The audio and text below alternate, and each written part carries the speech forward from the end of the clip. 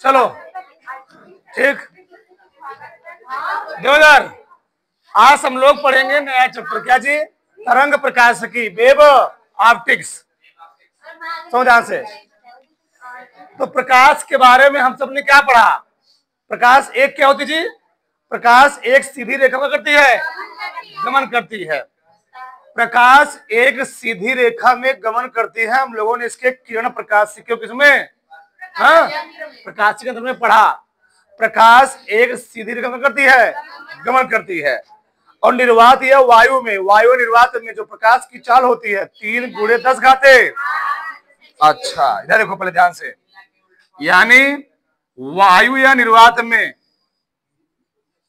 वायु या निर्वात में प्रकाश की चाल, प्रकाश की चाल कितना होती है? 3 गुणे 10 घाते 8 मीटर पर सेकंड, यानी 3 लाख किलोमीटर पर सेकंड होती है। ठीक ना, होती है। इस चैप्टर हम लोग पढ़ने क्या वाले, देखो ध्यान से। हम लोग इस चैप्टर में प्रकाश इतना बहुत सारे प्रॉपर्टी से हम लोग पढ़ ले। उसे पहले हम क्या पढ़े?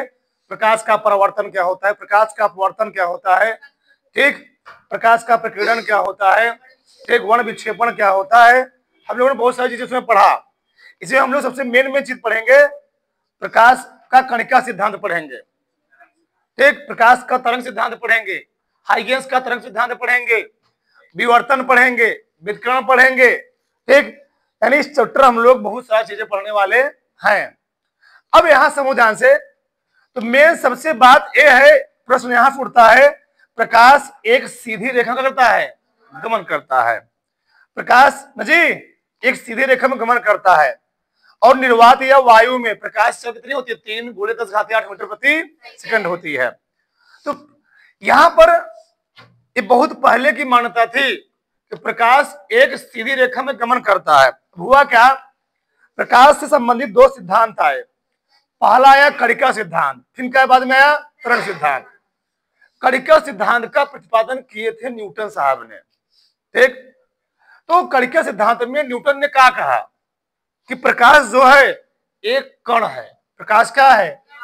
प्रकाश छोटे छोटे कणों से मिलकर बना है, यानी एक कण मतलब क्या है? प्रकाश एक कण है, समझ लो। कणिका सिद्धांत में न्यूटन ने कहा प्रकाश एक क्या होता है? कण होता है, यानी प्रकाश कण की भांति व्यवहार करता है। जब न्यूटन ने चीज कहा कि प्रकाश एक कण है, प्रकाश एक कण की भांति व्यवहार करता है, तो भाई जो अलग अलग देश के साइंटिस्ट थे क्या कहने लगे? इनका विरोध करने लगे। अगर प्रकाश कण है तो उसमें कुछ द्रव्यमान होगा, जो द्रव्यमान होगा जब प्रकाश किसी के ऊपर गिरेगा, पड़ेगा, तो उस पर क्या लगेगा? चोट लगेगा। क्या लगेगा जी? मान लो ये मारकर के कुछ द्रव्यमान नहीं, द्रव्यमान है, अब मैं तुमको इसको फेंक दूं तुम्हारे ऊपर, तो चोट नहीं लगेगा कुछ? अब पत्थर फेंक तो फूटे फाट जाएगा, ठीक तो ना।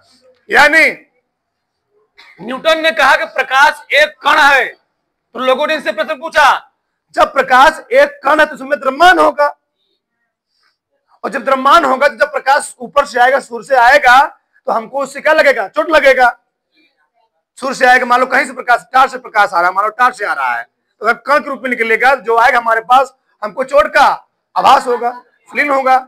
तो लोगों ने कहा, भैया से पूछा, तो न्यूटन ने कहा ठीक है, आप कहना उचित है, लेकिन जो मैंने कहा प्रकाश एक कण है, उस कण में द्रव्यमान नहीं है। महान साइंटिस्ट थे न्यूटन साहब, अपना बताइए क्या बदल दिए, क्या किए? मतलब प्रकाश कण तो है, लेकिन मास क्या है? उसमें मास नहीं है, उसमें द्रव्यमान नहीं है।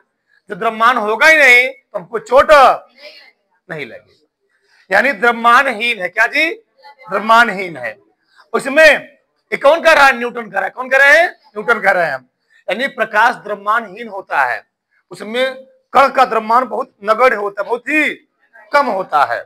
आगे इसमें प्रत्यास्थक गुण होता है, इलास्टिसिटी क्या पाता है? गुण पाया जाता है। अगला, इसकी चाल प्रत्येक माध्यम में क्या होती है? भिन्न भिन्न होती है। हमने बताया था प्रकाश की चाल, ठीक, तो प्रकाश की चाल सबसे ज्यादा कहां होती है? वायु में। प्रकाश की चाल सबसे ज्यादा होती है वायु में। कहा जी? प्रकाश की चाल, प्रकाश की तो सबसे ज्यादा कहां होती है? वायु में। फिर उससे कम जल में, सबसे कम ठोस में। समझ में आई? तो प्रकाश की चाल सबसे ज्यादा किसमें होती है? वायु में। उससे कम किसमें होती है? जल में यानी पानी में। और सबसे कम कहां होती है?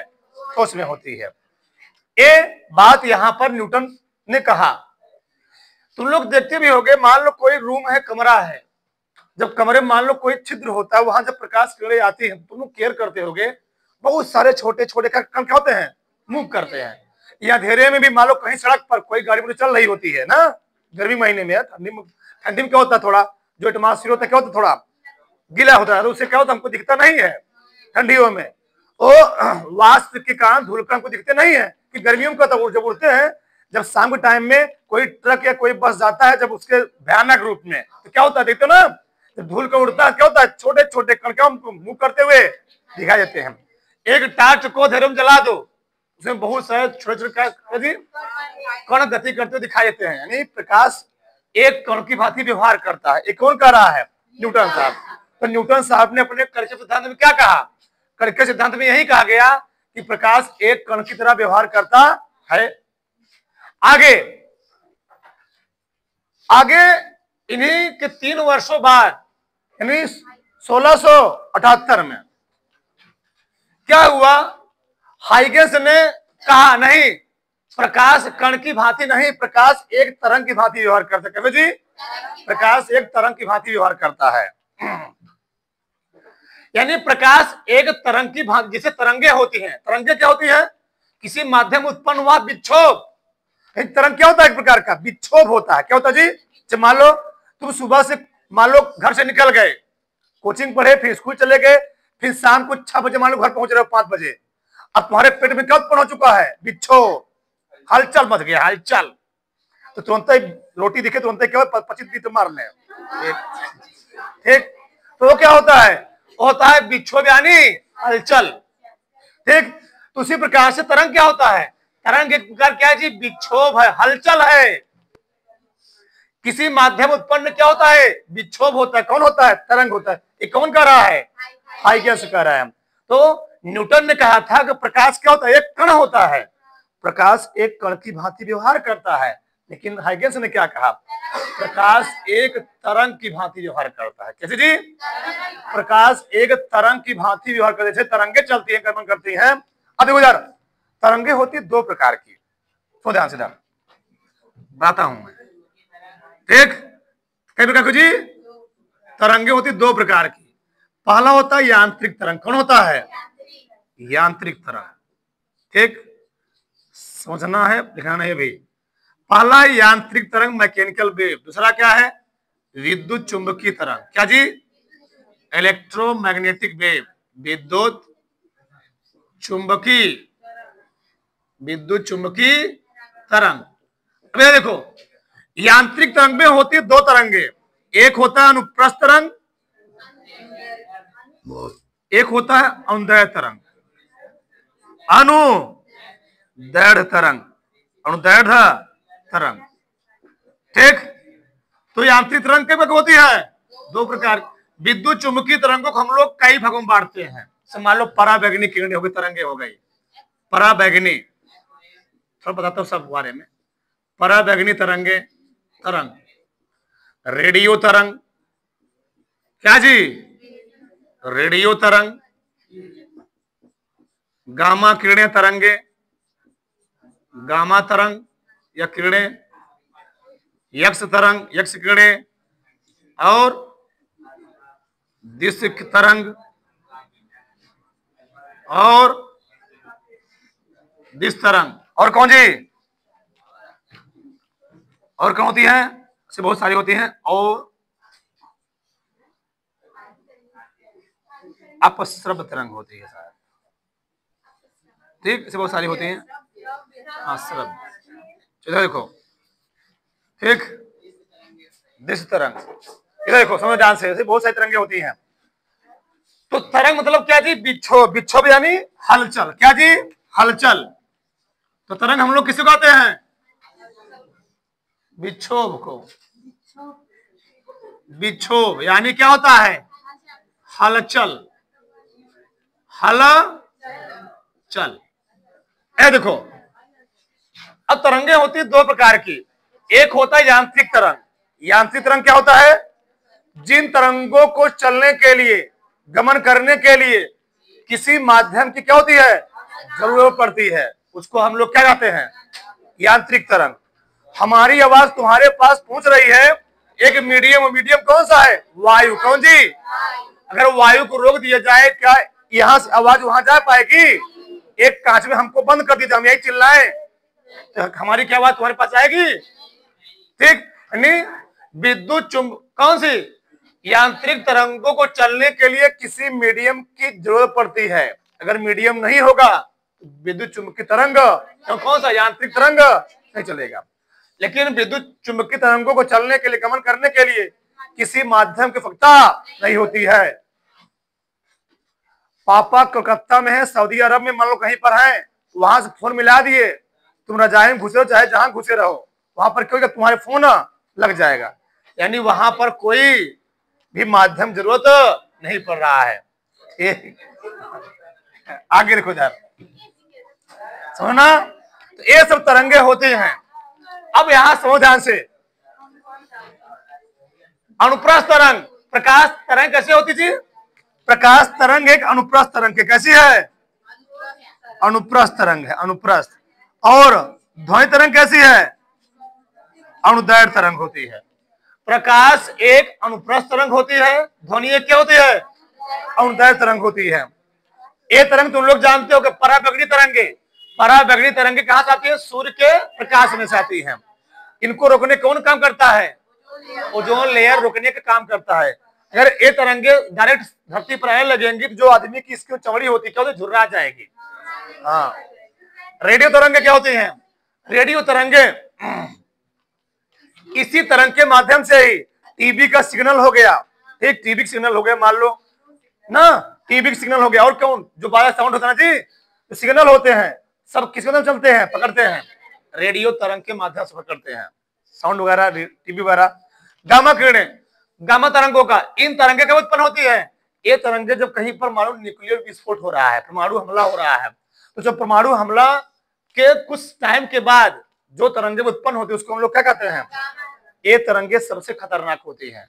ये तरंगे कितना खतरनाक होती हैं कि 100 सेंटीमीटर एल्यूमिनियम की परत करती हैं, छेद सकती है। सोच लो हमारा शरीर कितना मोटा होगा, बहुत मान लो यहाँ से यहाँ तक बहुत 40 सेंटीमीटर, बहुत मैं मान लो 30-35 सेंटीमीटर। सोचो कितना? 100 सेंटीमीटर, 1 मीटर। सोच लो पूरा मारती कर जी 100 सेंटीमीटर एल्यूमिनियम क्या करती है? क्या चादर को क्या सकती है? छेद सकती है। आगे यक्ष किरणें, यक्ष किरणों का प्रयोग हम लोग कहा करते हैं? मान लो कहीं पर हड्डी पसली क्या होती है? टूट जाती है। तो हड्डी पसली जब टूटती है तो उसका क्या करने के लिए? एक्सरे करने के लिए, वो कहां से क्रैक हुई है उसका पता लगाने के लिए हम लोग कौन तरंग प्रयोग करते हैं? यक्ष किरणों का प्रयोग करते हैं। जिस तरंग कहां प्रयोग किया जाता है? दिखने के लिए, किसी वस्तु दिखने के लिए हम लोग कौन सा तरंग प्रयोग करते हैं? जिस तरंग का प्रयोग करते हैं। अब ये समझो, तो तरंग के बारे में थोड़ा समझा दिया। अब यहाँ पर तरंग सिद्धांत में, तो तरंग सिद्धांत में क्या कहा गया? प्रकाश एक तरंग की भांति व्यवहार करता है। तो प्रकाश का तरंग सिद्धांत किसने दिया था? कब दिए थे? 1600। तो हाइगेंस ने कहा प्रकाश कण नहीं है, प्रकाश एक तरंग है और प्रकाश एक तरंग की भांति व्यवहार करता है। अब मारपीट होने लगा। एक कह रहे हैं प्रकाश एक क्या है? कौन? एक कह रहे हैं प्रकाश एक क्या है? जैसे तुम लोग जानते हो इलेक्ट्रॉन, प्रोटॉन, न्यूट्रॉन खोज हुई, तो इलेक्ट्रॉन खोज कौन कर दिया? थॉमसन ने। और प्रोटॉन खोज कौन कर दिया? रदरफोर्ड ने खोज किए थे, गोल्ड स्टीम से रदरफोर्ड को। अब एक साइंटिस्ट रहा नहीं गया, बोला जब सब मेरे साइंटिस्ट बन जाए तो बचा सकते पार्टिकल। अगर एक मिले पर प्लस चार्ज, एक मिले क्या है? माइनस चार्ज है। एक आदमी उदासीन नहीं होगा ना, एक मिले मन में रहा नहीं कि हम खोजेंगे, हम बन जाएंगे। तो क्या किया? चैडविक ने क्या खोज दिया? जब कहा कि अगर कौन में धना व्यवस्थित है, कौन में क्या है, कौन में उदासीन भी होगा, तो कहा हम वो खोज लिए, उदासीन हो गया एक मिला, उसका नाम कर दिए न्यूट्रॉन। साइंटिस्ट कौन बन गया, हम साइंटिस्ट हो गए। आगे इसी प्रकार से जब ये दोनों झगड़ा कर रहे थे, एक तीसरे साइंटिस्ट थे मैक्सवेल, कहे भैया मारपीट ना करो, एक काम करते हैं, दोनों लोग नियम मिला दिया जाता है, तो बन जाए क्या, विद्युत चुंबकी। इन्होंने कहा नहीं, प्रकाश ना तो कण है, प्रकाश ना तो, प्रकाश क्या है, विद्युत चुंबकी तरंग है। इसमें समझ जाएगा, यानी प्रकाश इलेक्ट्रोमैग्नेटिक क्या होती है, वेव होती, विद्युत चुंबकी तरंगे होती हैं। यहां बात समझ में आई। तो मैक्सवेल ने क्या कहा 1800 ईस्वी में, तो मैक्सवेल 1800 ईस्वी में कहा कि प्रकाश विद्युत चुंबकी तरंग की भांति क्या करती है, व्यवहार करती है। हाँ, ये देखो अब यहां समझो ध्यान से, तरंगे जो ये तरंगे होती हैं, हम लोग जानते हैं हमारे मंडल में 5 प्रकार की परत, कितनी जी, 5 प्रकार की। कौन कौन सा, पहला है क्षोभ मंडल। कौन सा है, क्षोभ मंडल, थोड़ा समझो ध्यान से यार, क्षोभ मंडल। दूसरा क्या है, समताप मंडल। कौन जी, समताप मंडल। तीसरा क्या है, आयन मंडल। पहले मध्य मंडल,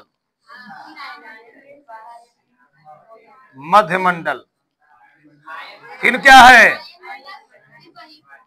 आयन मंडल,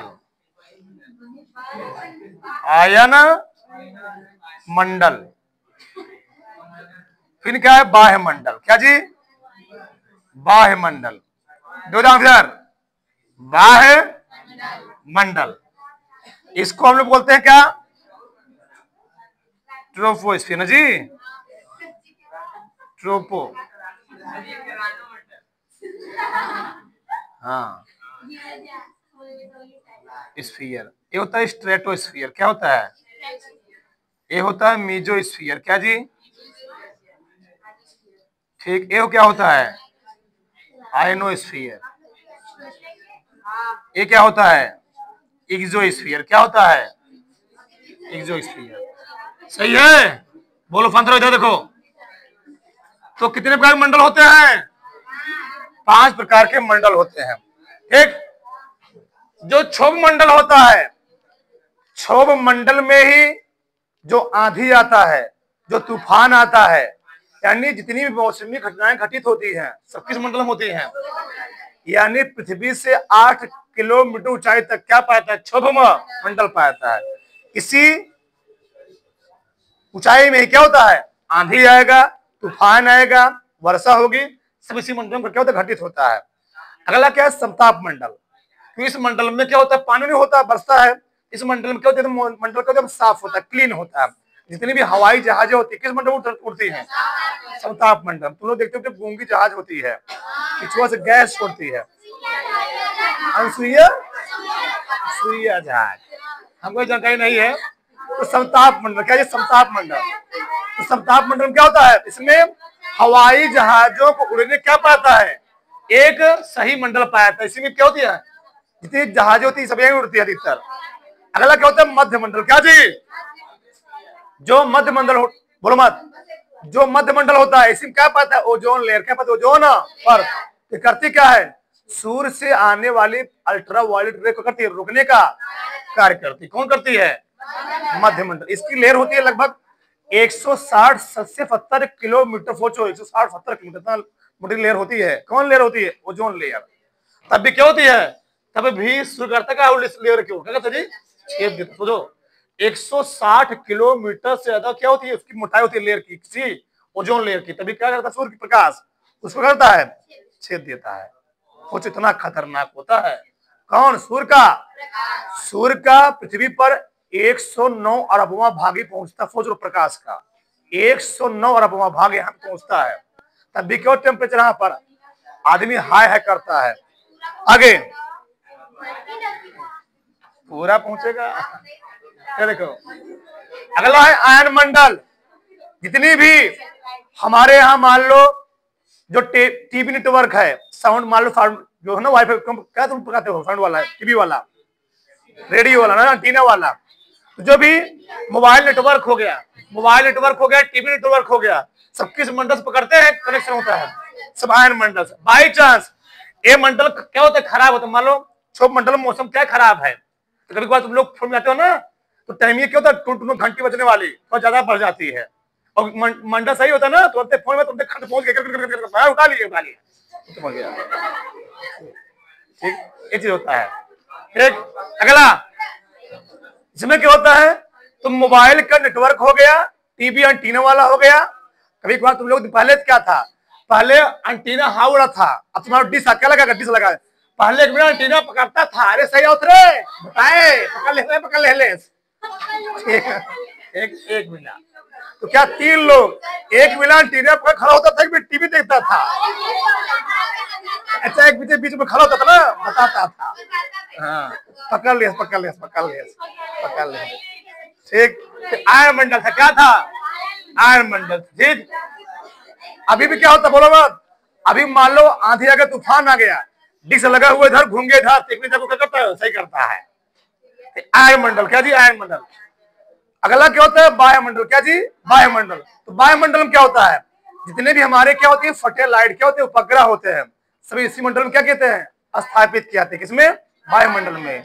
मौसमी जो मौसम विभाग की क्या हो गए, मौसम संचार उपग्रह हो गया, और सारे जो उपग्रह होते हैं सब इसी मंडल में क्या कहते हैं, स्थापित किया जाते हैं, लॉन्च किया जाते हैं, किसमें, वायुमंडल में। बताओ यहां तक समझ में आया किस चीजें। तो कणिका सिद्धांत में क्या कहा गया, कणिका सिद्धांत में न्यूटन ने यही कहा कि प्रकाश एक कण की भांति व्यवहार करता। जब लोगों ने विरोध करना शुरू किया कि भैया जब प्रकाश कण होगा तो उसमें द्रव्यमान होगा, जब वो किसी व्यक्ति पर पड़ेगा क्या करेगा, उसको चोट पहुंचाएगा, तो उन्होंने कहा नहीं, प्रकाश कण तो है, उसमें द्रव्यमान नहीं है। सही है। आगे आए तरंग सिद्धांत में हाइगेंस ने प्रत्याशा यानी इलास्टिसिटी गुण पाया था। इसमें इलास्टिसिटी क्या होता है, मान लो रबड़ हो ना, छिलके खाते हो, छिलका मुंह से तान लिए फिर छोड़ देते, क्या होता है, अरे भैया रबड़ देखो ना, रबड़ खींच लिए फिर छोड़ दिए, फिर क्या होता है, इलास्टिसिटी इसमें थोड़ा उसमें गुण पाया था इलास्टिसिटी का। अगला क्या, तरंग सिद्धांत। क्या तरंग सिद्धांत, इसमें क्या कहा गया, तरंग सिद्धांत किसने दिया था, हाइगेंस ने। तो हाइगेंस ने क्या कहा, प्रकाश एक तरंग की भांति व्यवहार करता है। बाद में मैक्सवेल ने क्या कहा, प्रकाश विद्युत चुंबकीय तरंग की भांति व्यवहार करता है। पहले इतना उतारो, फिर हम लोग चलते हैं विवर्तन पर, आगे चलते हैं थोड़ा से आगे उधर। अगला हम लोग पढ़ेंगे क्या जी, विवर्तन। क्या पढ़ेंगे, विवर्तन। डिफ्रैक्शन। क्या पढ़ेंगे, डिफ्रैक्शन। सो जाओ, होता क्या है, जैसे मान लो एक अवरोधक है, क्या जी, अवरोधक है, अवरोधक, यह अवरोधक।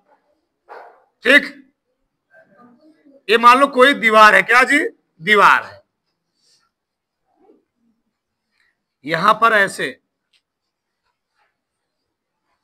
ठीक, मान लो यहां से ध्वनि निकल रही, क्या निकल रही है, ध्वनि, यहां से ध्वनि निकली, मान लो, बताओ तुम लोग, ये जो ध्वनि यहां से आएगी, ये ध्वनि यहां पर जा सकती है, जा सकती है। यही वाली ध्वनि अवरोधी जब निकलेगी तो यही वाली ध्वनि इधर से इधर भी जा सकती है, जा सकती है ना ध्वनि। ठीक, एक कोई अवरोधक है, यानी दीवार है, क्या है, दीवार है, छिद्र है, मान लो अवरोधक, यहां से ध्वनि आई, ये ध्वनि बिंदु ए पर बिंदु बी पर दोनों स्थानों पर जा सकती है। चाहे यहां भी ध्वनि आएगी, यहां भी ध्वनि आ सकती है, तो नहीं है, ध्वनि यहां भी आ सकती है, यहां भी आ सकती है, यहां से जाबे करेगी। ठीक, मान लो वहीं पर अवरोधक ऐसा हो, समझ चीज को, ये अवरोधक ही है, क्या है, अवरोधक ही है। ठीक, मैंने आगे इसके लगा दिया टॉर्च, क्या लगा दिया, टॉर्च लगा दिया, और जो छिद्र है क्या जी, द्वारक है, इसको हम लोग क्या बोलते हैं, द्वारक। क्या बोलते हैं, ये है द्वारक, द्वारक। ठीक, ये द्वारक एक पर मैंने इस द्वारक पर क्या टॉर्च क्या लगा दी थी, टॉर्च लगा दिया, ये टॉर्च है, मान लो क्या है, टॉर्च है। अब देखो ध्यान से, इस टॉर्च से मान लो प्रकाश चली, क्या चली, प्रकाश चली। तो इस अभी यहां पर कौन जा रहा था, ध्वनि, कौन जा रहा था, ध्वनि। तो ध्वनि यहां भी अफकता है, ध्वनि यहां भी अफकता है, ध्वनि यहां भी और यहां भी अफकता है। मान लो यहां चला प्रकाश, मैं टॉर्च से प्रकाश जलाया, तो प्रकाश क्या यहां पर पहुंचने की संभावना होगी, और यहां पर यानी प्रकाश के बहुत कम संभावना होगी प्रकाश यहां पर जाए ना जी, बता रहा रखो भी, यानी ये बहुत कम संभावना होगी प्रकाश यहां पर जाए। अभी द्वारक थोड़ा चौड़ा था, तो प्रकाश के यहां पर हो संभावना हो 80%, मान लो 60% संभावना हो कि प्रकाश यहां पर जा सकता है, यहां पर कुछ हमको ज्वाला दिख सकता है। मान लो मैंने द्वारक और छोटा कर दिया, क्या कर दिया, अभी द्वारक क्या था, चौड़ा था, अब मैंने द्वारक क्या कीजिए, और छोटा कर दिया। अब द्वारक छोटा करोगे, यानी द्वारक क्या होता है, जहां से प्रकाश जा रहा, क्या जी, जहां से प्रकाश जा रहा है। इधर अब मान लो मैंने द्वारक थोड़ा छोटा कर दिया, यानी द्वारक एकदम पतला कर दिया। अब बताओ तुम लोग, ये प्रकाश क्या बिंदु ए पर और बिंदु बी पर जाएगा, कभी नहीं जाने वाला है, कभी नहीं। यानी ये टार्च है, टार्च जब द्वारक छोटा हो गया, मान लो टार्च भी क्या हो गई, छोटी हो गई, ए प्रकाश ऐसे आएगी तो ऐसे चली जाए, ऐसे मान लो जा रहे फैल जाएगी, फैलती भी ऐसी बात नहीं है, ठीक। यानी ए और बी पे जाएगी नहीं, तब भी प्रकाश कुछ क्या हो रहा है, मुड़ रही, तब भी क्या हो रहा है, कुछ मुड़ रही। देखो जाना चाहिए सीधे, लेकिन जब द्वारक पर टकराई थी क्या होगा, थोड़ा सा मुड़ गई। सीधे जाने के बजाय जाना चाहिए एकदम सीधे, क्या जाना चाहिए, एकदम फिर जाना चाहिए, ऐसे जाना चाहिए, लेकिन थोड़ा सा मुड़ गई, क्या कहोगे जी, मुड़ गई। तो हम लोग पढ़ने वाले हैं विवर्तन यानी डिफ्रैक्शन। तो डिफ्रैक्शन क्या होता है, प्रकाश तरंगों का किसी द्वारक से, प्रकाश तरंगों का किसी द्वारक से अपने मार्ग से मुड़ने की प्रक्रिया को हम लोग कहते क्या है, विवर्तन कहते हैं। यानी प्रकाश तरंगों का अपने मार्ग पर मुड़ने की प्रक्रिया को हम लोग कहते क्या है, विवर्तन। से मान लो दो पत्ती है, ब्लेड जानते हो ना, ब्लेड है, उस ब्लेड पर अगर हम लोग कोई लेजर या प्रकाश किरण मान लो तार चला दिए, जब ब्लेड पर प्रकाश किरण पड़े तुम लोग देखो ब्लेड में अंदर से क्या होते हैं, मान लो दो ब्लेड है, दोनों ब्लेड सटा दिए, फटा के उससे क्या 20 उससे प्रकाश गुजार हो गए, जब प्रकाश अंदर जाएगी तो प्रकाश क्या होगी, थोड़ा सा अपने मार्ग से विजित हो जाएगी, उसी को हम लोग क्या बोलते हैं, विवर्तन। यानी प्रकाश का अपने मार्ग से मुड़ने की घटना को हम लोग कहते क्या है, विवर्तन कहते हैं। लिखो फिर भाषा लिखो, प्रकाश का अवरोध या द्वारक के किनारे से, प्रकाश का अवरोध या प्रकाश का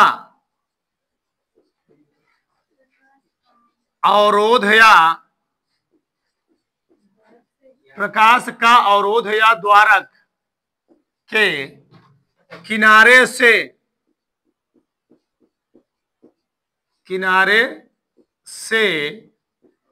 छाया क्षेत्र की ओर, बता रहे हैं क्या होता है, छाया क्षेत्र की ओर, छाया क्षेत्र की ओर मुड़ने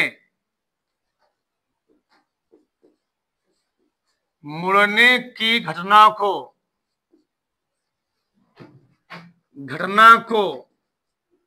विवर्तन कहते हैं। सही है। प्रकाश का अवरोध या द्वारक किनारे से छाया क्षेत्र की ओर, छाया क्षेत्र क्या होता है, से मान लो यहां मैंने लगा दिया पर्दा, क्या लगा दीजिए, ये होता है छाया क्षेत्र, ये पर्दा है, छाया क्षेत्र यानी इसी को हम लोग क्या बोलते हैं, ये होता है पर्दा, क्या जी, पर्दा होता है। सही है। इसको हम लोग क्या बोलेंगे? छाया क्षेत्र बोलेंगे, यानी पर्दा बोलेंगे। सही है। तो प्रकाश का अवरोध है या द्वारक के किनारे से, ये क्या था? द्वारक था। प्रकाश सीधे जाने के बजाय क्या थोड़ा सा मुड़ गई है, यानी प्रकाश का अवरोध या द्वारक किनारे से छाया क्षेत्र की ओर मुड़ने की प्रक्रिया घटना हम लोग कहते क्या है? एक लो लिखो थोड़ा करके देखो। जब प्रकाश की किरणें किसी अवरोध या छोटे छिद्र पर पड़ती हैं, जब प्रकाश की किरणें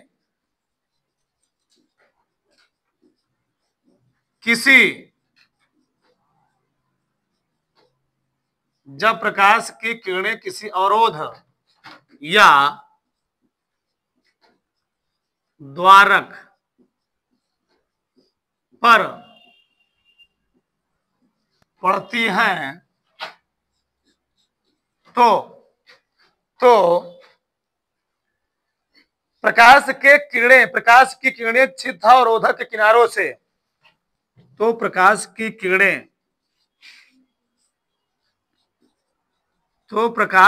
किरणें अवरोधक या अवरोधक के छिद्र या द्वारक के किनारे से, क्या हुआ? द्वारक के किनारे से मुड़ जाती है,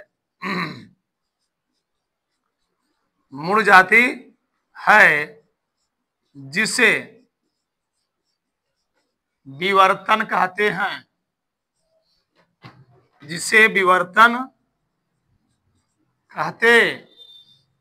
हैं। सही है। ये हो गया दूसरा परिभाषा। अथवा एक भाषा और लिख लो, अथवा प्रकाश का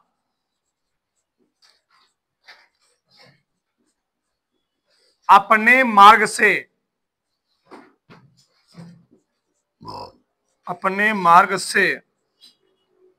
मुड़ने, प्रकाश का अपने मार्ग से मुड़ने की घटना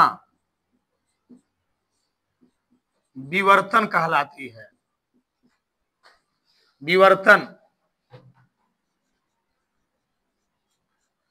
प्रकाश का अपने मार्ग से मुड़ने की घटना क्या जी? विवर्तन कहलाती है। बताओ यहां तक किसी कोई डाउट?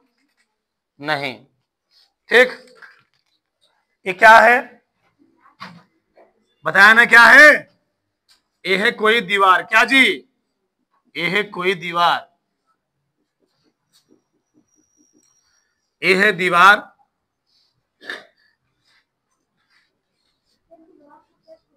ये क्या है? छाया क्षेत्र, यहां प्रकाश पड़ा। ये क्या है? द्वारक। क्या है? द्वारक। ये क्या था? टार्च। क्या था? क्या? कभी नहीं जाएगा टार्च से प्रकाश जला लेना। ठीक, यहां भी तुमको दिखेगा टॉर्च जलाते हो तो क्या प्रकाश केवल सीधे जाता है, इधर नहीं दिखता? क्या दिखता है? यहाँ पर भले छिद्र है, प्रकाश ऐसे तो जाएगा ही, यानी सीधे जाएगा ज्यादा मात्रा में। यहाँ क्या जाएगा? थोड़ा बहुत जाएगा कि कम मात्रा में जाएगा। ठीक, इसी को हम लोग कहते क्या जी? ये हो गया दीवार, हो गया द्वारक, एक हो गया छाया क्षेत्र। तो प्रकाश का अपने मार्ग से मुड़ने की घटना हम लोग कहते क्या है? विवर्तन।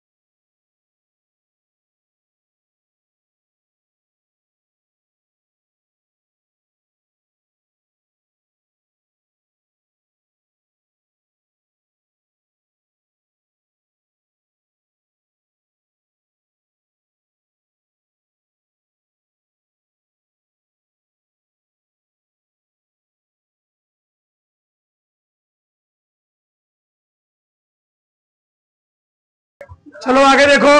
एक क्या जी, विवर्तन के प्रकार। पहला क्या है, फ्रेनल विवर्तन। क्या है?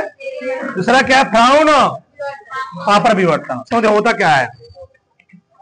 ए है प्रकाश स्रोत, जहां से प्रकाश आ रही है, जहां से प्रकाश आती है उसको हम लोग क्या बोलते हैं, प्रकाश स्रोत। ए है प्रकाश स्रोत, ए है दीवार। क्या है? दीवार। जहां पर जग प्रकाश क्या कोई टकराएगी, जहां से मुड़ेगी। क्या जी? जहां से मुड़ेगी।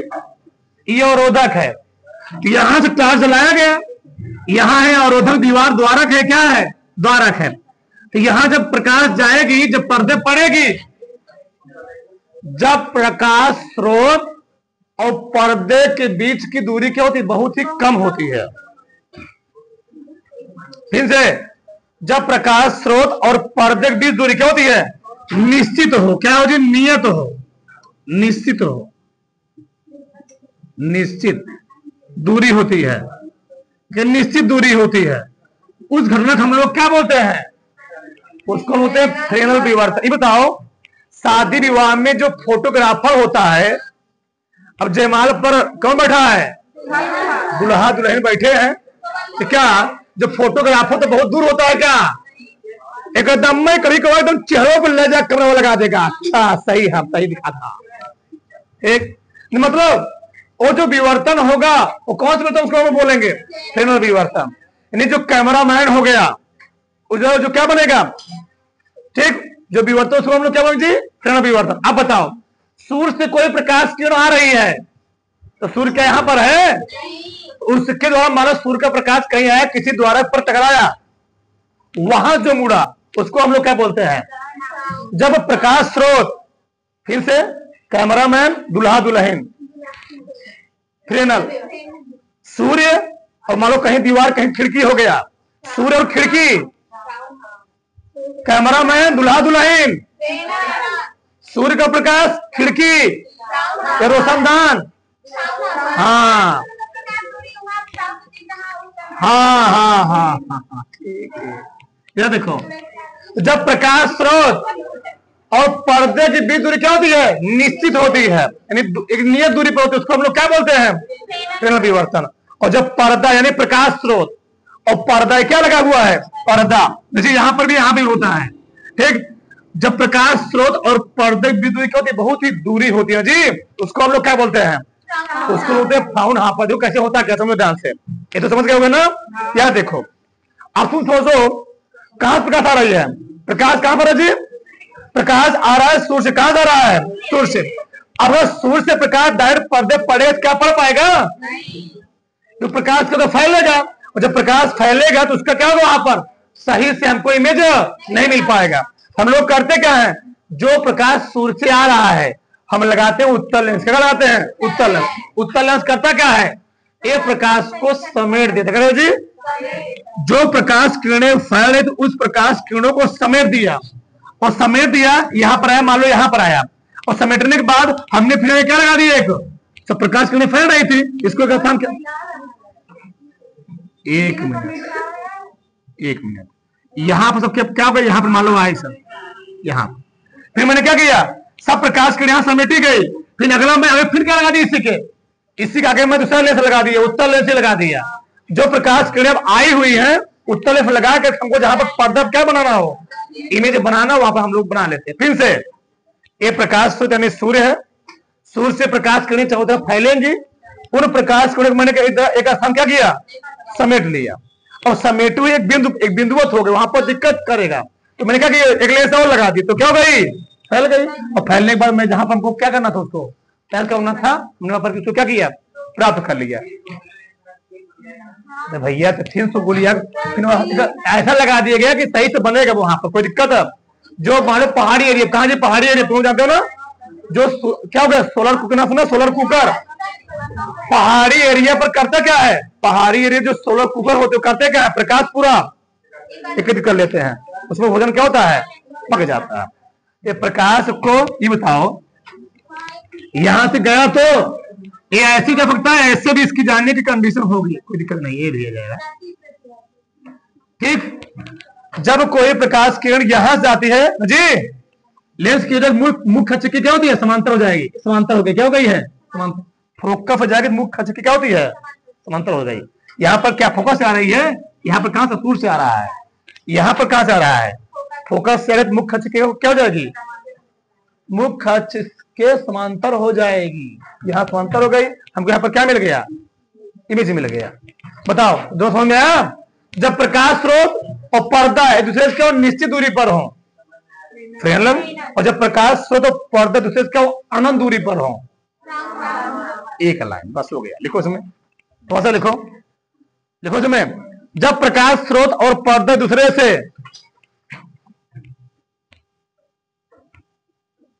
जब प्रकाश स्रोत और पर्दा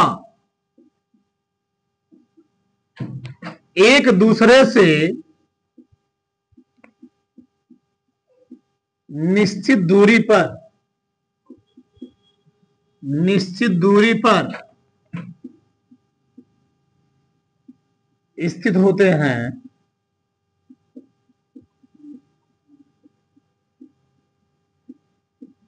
उसे फ्रेनल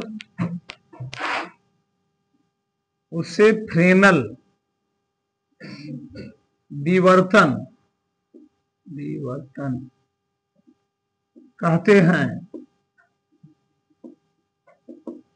जैसे इनका हम लोग प्रयोग कहां करते हैं, बेलनाकार तरंग प्राप्त करने के घाघ में, ठीक ना, लिख लो, काम देगा तुमको ये, लिख लो।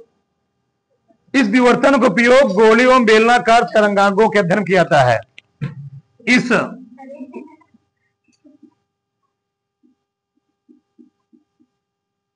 इस विवर्तन का उपयोग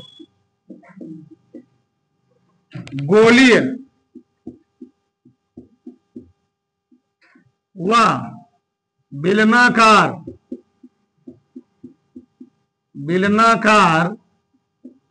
तरंगाग्र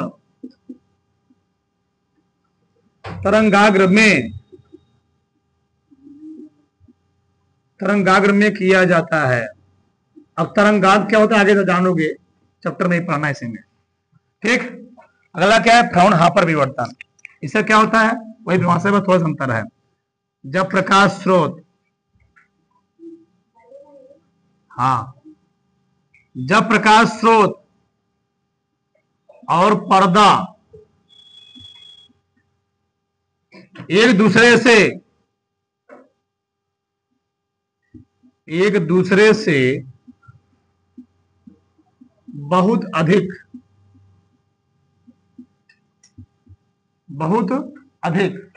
जब प्रकाश स्रोत और पर्दा दूसरे से बहुत अधिक,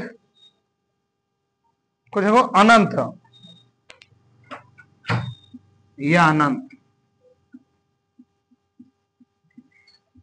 पर स्थित होते हैं, अनंत दूरी पर स्थित होते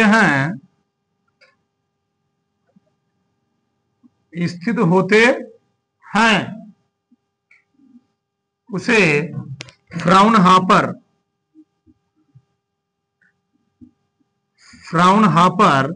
विवर्तन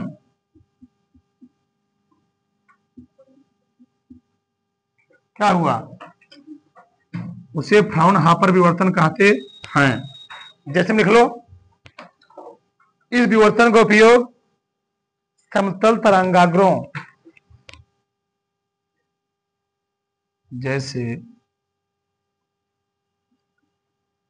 इस विवर्तन का उपयोग समतल तरंगाग्रों